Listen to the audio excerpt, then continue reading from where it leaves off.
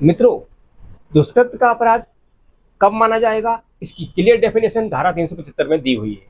धारा 375 यानी आईपीसी की धारा 375 पर अपराध में सजा क्या होनी है, वही धारा सामान्य बोलचाल में यूज की जाती है। 375 में यह बताया गया है जब कोई दुष्कृत्य का अपराध दर्ज कराया जाएगा तब उसको कब दुष्कृत्य माना जाएगा और कब नहीं। इस अपराध से घटित करने के लिए जो 4 पॉइंट बताए गए हैं वो बड़े ही महत्वपूर्ण हैं। इस अपराध की परिभाषा ये क्लियर करती है कि ये अपराध पुरुषों के द्वारा ही किए जाते हैं। डेफिनेशन कहती है यदि कोई पुरुष इन 4 कैटेगरी में किसी घटना को अंजाम देता है तो वह दुष्कृत्य का अपराधी है। 4 घटना कौन कौन सी हैं? नंबर 1, यदि कोई पुरुष किसी स्त्री के प्राइवेट पार्ट में, उसके ऊपरी भाग में या उसके मुंह में अपना प्राइवेट पार्ट किसी भी सीमा तक प्रवेश कराता अथवा ऐसा अपने या अपने किसी अन्य व्यक्ति के साथ कराता है।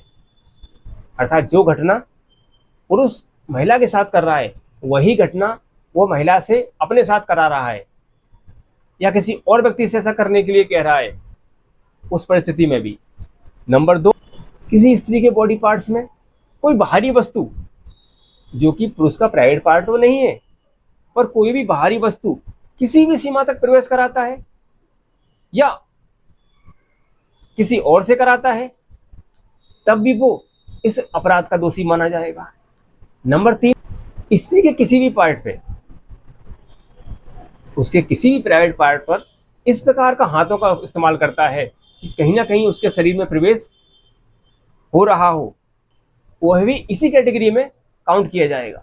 नंबर 4, स्त्री के प्राइवेट पार्ट में अपना मुंह लगाता है या किसी से ऐसा कराता है तो वह भी इसी कैटेगरी में शामिल है। ये 4 कैटेगरियां ये बताती हैं कि पुरुष जब इस तरह की घटनाएं कारित करेगा तो वो दुष्कृत्य की श्रेणी में आ जाएंगी। तो क्या ऐसी घटना कारित कराना पर्याप्त है दुष्कर्म की घटना को अंजाम देने के लिए? ऐसा नहीं है मित्रों। दुष्कृत्य की ये जो परिभाषा है, ये परिभाषा निर्भया केस के बाद 2013 में आईपीसी में अमेंडमेंट करके धारा में इतना विस्तृत वर्णन घटना का किया गया है कि किस प्रकार की गई घटना को इस कैटेगरी में रखा जाएगा। तो क्या ये 4 प्रकार की घटना अगर कारित हो जाती हैं तो वो दुष्कृत्य की श्रेणी में आ जाएगा? नहीं, इसके लिए 7 और पॉइंट बताए गए हैं। अगर उन 7 पॉइंटों में से भी कोई चीज इन 4 पॉइंटों के साथ मैच करती है तो वो दुष्कृत्य की श्रेणी में आ जाएगा। वो 7 पॉइंट कौन कौन से हैं वो बड़े ही महत्वपूर्ण है। सबसे पहला पॉइंट है उस महिला की इच्छा के विरुद्ध। इच्छा, हाँ, अगर महिला की इच्छा नहीं है और आपने उसके साथ गलत काम किया, वो दुष्कृत्य की श्रेणी में अपराध है। नंबर 2, उसकी सम्मति के बिना। अगर महिला की इच्छा तो है पर उसने ऐसे करने के लिए आपको सम्मति नहीं दी है और फिर भी आपने ऐसा अपराध कारित किया, उसकी इच्छा होने पर भी उसकी सम्मति नहीं होने के कारण आपने वो घटना को अंजाम दे दिया, तो वो आपने अपराध कर दिया। ऐसे मैटर में अगर महिला की कंसेंट नहीं है तो आप निश्चित रूप से अपराधी बन जाएंगे। कंसेंट एक बड़ा ही महत्वपूर्ण पार्ट है 376 की डेफिनेशन में। अब कंसेंट प्राप्त करने के लिए वो अपराधी कुछ और भी काम कर सकता है, जैसे कि वो उस महिला के किसी अपने को मारने की धमकी दे दे। अगर तुमने अपनी कंसेंट नहीं दी तो मैं इसको मार दूंगा, जो आपका खास रिश्तेदार है, आपके पिता को, आपके भाई को, आपके अन्य रिश्तेदार को जान से खत्म कर दूंगा। इसलिए अपनी सहमति चुपचाप से दे दो और बिना किसी विरोध के साथ मेरा जो उद्देश्य है उसे पूरा करो। अगर आपने ऐसी धमकी दी और इस धमकी से डरकर उस महिला ने अपनी कंसेंट दे दी, तब भी आप इस अपराध के दोषी हैं, क्योंकि तीसरा पॉइंट यही कहता है अगर कोई सम्मति किसी महिला को उसके अपनों की हत्या करने या मृत्यु कारित करने की धमकी के साथ ली गई हो तो ऐसी कंसेंट की कोई वैल्यू नहीं है और वो अपराध घटित करने के लिए पर्याप्त है। नंबर 4 आता है इसी में, जब स्त्री की सम्मति तो है उसने कंसेंट दी है, पर स्त्री ने कंसेंट ये सोच के दी है कि ये तो मेरा पति है। अब पति होने की वजह से उसने कंसेंट दे दी, घटना कारित हो गई, और बाद में स्त्री को पता चला ये तो मेरा पति है ही नहीं। इस कंडीशन में भी आप दोषी हैं। एक पांचवी कंडीशन आती है, ऐसी महिला अपनी कंसेंट देने में सक्षम नहीं है। वो किसी ऐसे नशे में है जो या तो आपने या किसी अन्य व्यक्ति ने उसको दिया हुआ है, या वो स्वयं ऐसे नशे को सेवन करके बैठी हुई है कि वो अपनी कंसेंट देने की स्थिति में ही नहीं है। उसको पता ही नहीं है कि मैं जो काम कर रही हूँ, जो घटना हो रही है, ये मेरे लिए अच्छी है बुरी है। वो कंसेंट देने की स्थिति में बिल्कुल भी नहीं है, और ऐसी स्थिति का फायदा उठाकर आपने उसके साथ गलत काम कर लिया, तो ये दुष्कृत्य की श्रेणी में अपराध है। छठवां सबसे खतरनाक, जो आज की डेट में सर्वाधिक केसों में लग रहा है, किसी ऐसी महिला से संबंध बनाना जो उसकी सहमति के साथ हो, परंतु उसकी आयु 18 वर्ष से कम हो। 18 वर्ष से कम आयु की किसी महिला के साथ, अर्थात लड़की के साथ संबंध बनाना अपने आप में अपराध है। उसकी सम्मति की, उसकी इच्छा की कोई वैल्यू नहीं है।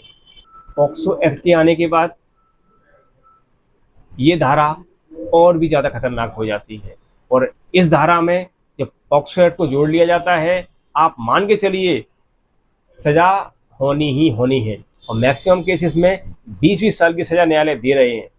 इसलिए कभी भी किसी 18 साल की कम लड़की के साथ कोई भी घटना ऐसी कारित ना करें, चाहे वो आपकी महिला मित्र हो, चाहे उसकी सम्मति हो, चाहे वो आपको इस काम के लिए प्रेशराइज कर रही हो, फिर भी उसकी बातों में नहीं आना है, अपनी लाइफ को बचाना है। तो सातवां और आखिरी पॉइंट है, जब वो महिला अपनी कंसेंट को, अपनी सम्मति को देने में ही असमर्थ है। यहाँ पे असमर्थता से तात्पर्य सिंपल सा है कि ना तो वो देख सकती है, ना बोल सकती है, ना सुन सकती है, या वो पागलपन की स्थिति में है, उसे पता ही नहीं है कि क्या हो रहा है, क्या चल रहा है। आपने इस बात का फायदा उठाया और उसके साथ गलत काम किया, ये अपराध है, और 376 के अपराध को घटित करने के लिए पर्याप्त है। इस अपराध में दो बातें बड़ी महत्वपूर्ण जोड़ दी गई। कई बार ट्रायल के दौरान जब ये अमेंडमेंट नहीं हुआ था, इससे पहले भी ये प्रश्न उठते रहे हैं कि महिला का प्राइवेट बॉडी पार्ट का कौन सा भाग, अगर किसी व्यक्ति ने केवल ऊपरी भाग को छुआ हो, अंदर प्रवेश किया ही ना हो, फिर तो अपराध घटित हुआ ही नहीं। इस प्रॉब्लम को इस धारा में क्लियर किया गया है कि महिला के प्राइवेट पार्ट से मतलब उसका ऊपरी हिस्सा भी है। इसमें एक दूसरा पॉइंट उठ के आया कि कई बार महिला ने सम्मति, अपनी कंसेंट बोल के नहीं दी थी, इशारे में दे दी थी, तो लड़के ने सामान्यतः उसका इशारे को मानते हुए उस घटना को अंजाम दिया। तो यहाँ पे ये भी क्लियर किया गया, अगर महिला ने अपनी मौन स्वीकृति दी है, इशारे में हाँ किया है, ये स्वीकार किया है कि आप कर सकते हैं, मेरी मर्जी है, मेरी सम्मति भी है, तो यहाँ पर उसकी मौन स्वीकृति को भी जो उसने इशारे में दी हो मान्य किया गया है। परंतु यहाँ पर एक पॉइंट विशेष रूप से जोड़ा गया कि अगर किसी महिला ने ऐसी घटना के समय कोई विरोध नहीं किया, तो इसका मतलब ये बिल्कुल नहीं है कि उसने अपनी कंसेंट दे दी थी आपको। विरोध ना करने का कारण ये भी हो सकता है, घटना के समय अगर वो महिला विरोध करे तो हो सकता है आरोपी उसकी जान ले ले। अपने आप को बचाने के लिए और परिस्थितियों के अनुसार उसका निर्णय ये था कि विरोध ना करते हुए उस घटना को चुपचाप होने दे, बाद में उसकी रिपोर्ट करके कानून से सहायता प्राप्त करे, क्योंकि उस मौके पे तो उसके पास सहायता का दूसरा कोई ऑप्शन नहीं है। चिल्लाना या विरोध करना उसकी जान को खतरे में भी डाल सकता है। इसलिए ये मानना कि उसने कोई विरोध नहीं किया था, अपने आप में कोई आपको बचने का रास्ता नहीं देता है। दो ऐसी बातें भी इस धारा में जोड़ी गई हैं जो कि आज की परिस्थिति के हिसाब से देखा जाए तो बहुत आवश्यक है। नंबर एक, किसी डॉक्टर के द्वारा महिला की जांच के समय इसमें उस डॉक्टर के द्वारा किसी वस्तु से या अपने हाथों से उस महिला के प्राइवेट पार्ट को छुआ जाता है, तो वह इस धारा के तहत अपराध की कैटेगरी में नहीं आएगा, क्योंकि वो अपना मेडिकल का काम कर रहा है। दूसरा पॉइंट बहुत ही महत्वपूर्ण रखा गया है, जो कि मैरिटल रेप के मैटर में क्लियर होता है। आजकल ये प्रश्न उठ रहा था, कई लोगों ने उठाया भी कि जब पत्नी की सम्मति ना हो, पत्नी की इच्छा ना हो और पति द्वारा ऐसा काम किया जाए, तो वो बलात्कार की कैटेगरी में क्यों नहीं आता है? वो इसलिए नहीं आता है क्योंकि यहीं पर इस धारा में ये स्पष्टीकरण जोड़ा गया कि ऐसी स्थिति में जब किसी पति के द्वारा अपनी पत्नी के साथ उसकी इच्छा के विरुद्ध, उसकी कंसेंट के विरुद्ध ऐसा काम किया जाता है, तो वो दुष्कृत्य की श्रेणी में अपराध नहीं माना जाएगा। लेकिन इस डेफिनेशन में एक बात क्लियर कर दी गई कि यहाँ पत्नी की कैटेगरी में कोई भी ऐसी महिला नहीं आएगी जिसकी आयु 15 वर्ष से कम की है। 15 वर्ष से कम की आयु, पर भारतीय कानून में तो कहा गया है कि 18 वर्ष से कम आयु की महिला के साथ या लड़की के साथ कोई विवाह कर ही नहीं सकता। तो ये 15 वर्ष से कम आयु क्यों रखी गई इसके अंदर?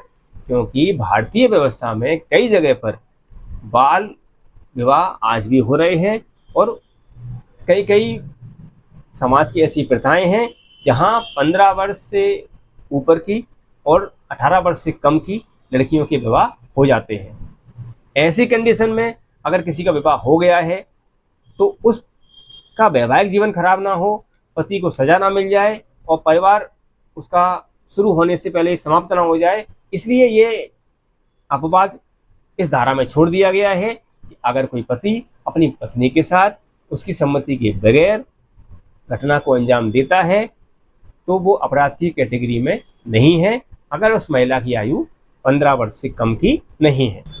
हालांकि अभी ये अपवाद इसमें है, भविष्य में रहेगा नहीं रहेगा पता नहीं है। जैसी परिस्थितियां चल रही हैं तो हो सकता है बहुत जल्द हम ये चीज़ भी देखें कि इसमें अमेंडमेंट हो जाए और ये बात क्लियर हो जाए कि अगर पत्नी की सहमति के बिना भी आप ऐसा कार्य करोगे तो वो दुष्कृत्य की श्रेणी में आ जाएगा और आप उसके अपराधी बन जाओगे।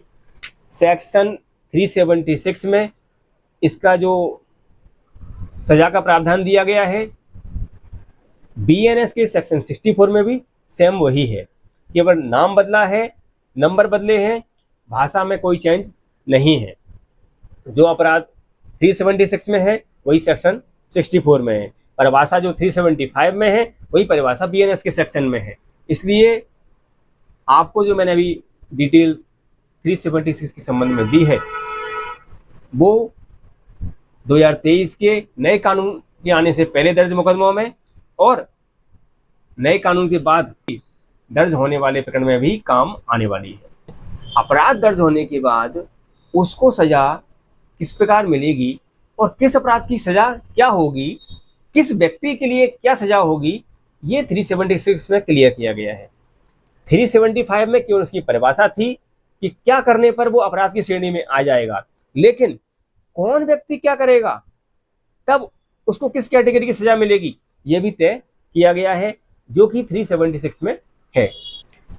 376 के ऊपर एक अलग से टॉपिक बनाऊंगा, उसमें डिटेल बताऊंगा कि किस व्यक्ति के द्वारा किस प्रकार की घटना करने पर उसको कितनी मात्रा में सजा दी जाएगी। इसके अलावा अगर इस धारा के साथ साथ पॉक्सो भी ऐड कर दिया जाए तब उस व्यक्ति की स्थिति क्या बनेगी और उसे किस मात्रा में सजा मिलेगी, क्या उसकी जमानत होगी या नहीं होगी, या वो जिंदगी भर जेल में ही रहने वाला है, क्योंकि इस अपराध में उम्र कैद तक का प्रावधान है। अगर घटना के दौरान पीड़िता की मृत्यु हो जाती है तो फांसी देने का भी प्रावधान है। किसी अपराधी को फांसी दी गई है या दी जा सकती है, इस विषय पर भी आपको आगामी किसी टॉपिक पर जानकारी दूंगा। मित्रों, आपके किसी साथी, दोस्त या आपके साथ ऐसी कोई घटना हो गई है जहां पे आपका नाम आ रहा है या आने की संभावना है, तो आप मुझे मैसेज कर सकते हैं और उस संबंध में जो भी उचित सलाह और सहायता होगी वो मैं आपकी करने का प्रयास करूंगा। उम्मीद है आपको मेरी वीडियो से काफ़ी अच्छी जानकारी मिली होगी और वो आपके काम आएगी। मिलते हैं फिर किसी नए टॉपिक पे, नए वीडियो के साथ। तब तक के लिए नमस्कार, जय हिंद।